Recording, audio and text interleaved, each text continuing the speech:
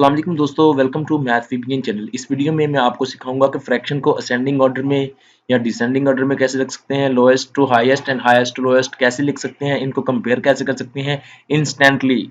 2 या 3 सेकंड में आप इसका आंसर निकाल लेंगे। हाँ जी हाँ दोस्तों, आप निकाल सकते हैं आसानी से।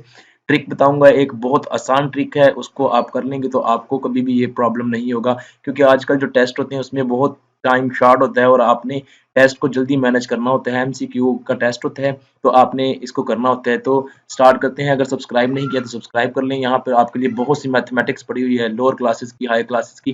तो स्टार्ट करते हैं। ये क्वेश्चन मैं करने लगा हूँ, ये वाला पहले मैं क्वेश्चन करूंगा।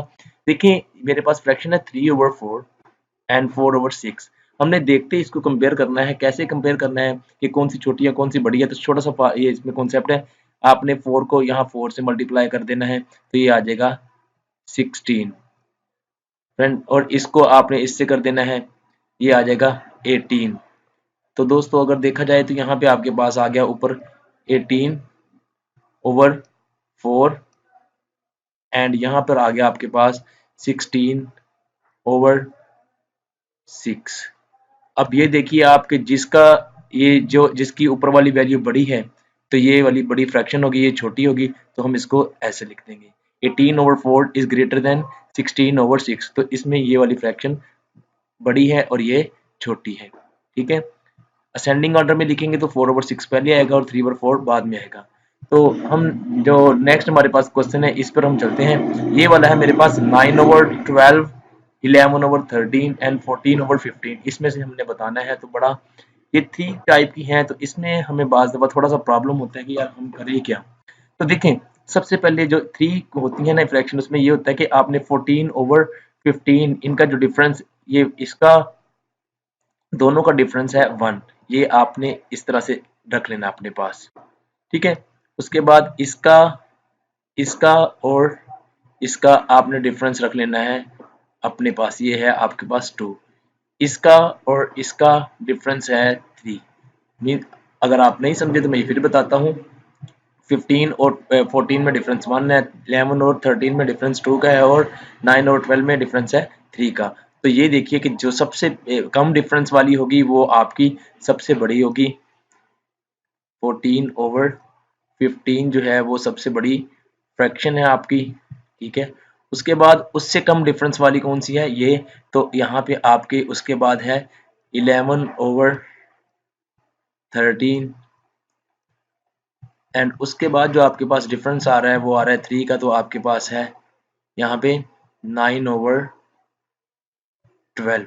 ये देखें, हमने देखते ही इसको बता दिया कि कौन सी है, और आप इसका आंसर निकाल लें अभी कैलकुलेटर से। ये ऐसे ही होगा, सबसे छोटी ये है, उसके बाद ये वाली है, उसके बाद ये वाली है। मीन्स उसे असेंडिंग ऑर्डर में लिखेंगे तो ये वाली पहले, फिर ये वाली, फिर ये 14/15। अगर डिसेंडिंग ऑर्डर में लिखेंगे तो पहले ये वाली, फिर ये वाली, फिर ये वाली। तो इस तरह से है दोस्तों। नेक्स्ट मैं आपको बताता हूँ कि यार अगर इनमें डिफरेंस इक्वल आ जाए, ठीक है, तो वो मैं बताता हूँ आपको। फर्ज करें मेरे पास है यहाँ पे 11/12, ठीक है, एंड मेरे पास यहाँ पे है 9/,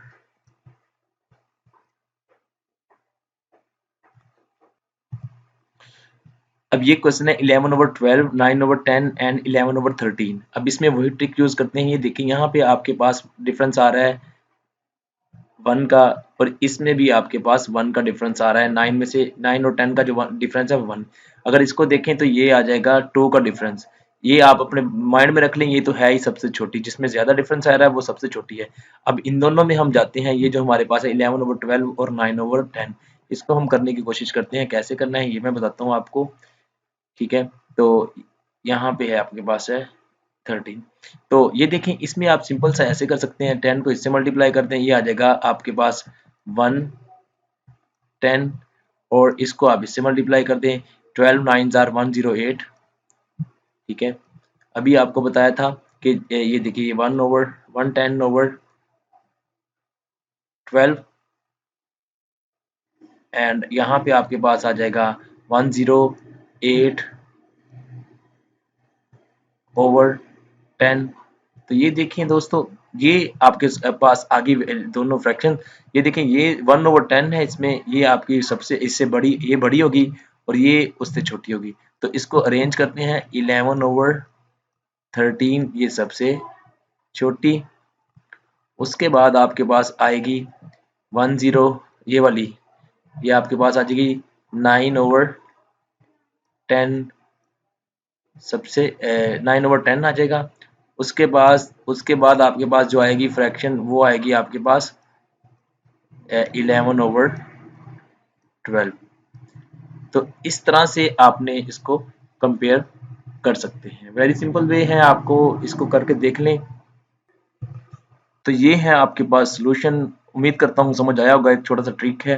तो इस तरह से आप अपने आसानी से अपने एग्जाम क्वेश्चन को कर सकते हैं। Thank you for watching this video. अगर अच्छी लगी है तो इसको सब्सक्राइब कर लें, चैनल को लाइक कर लें वीडियो को।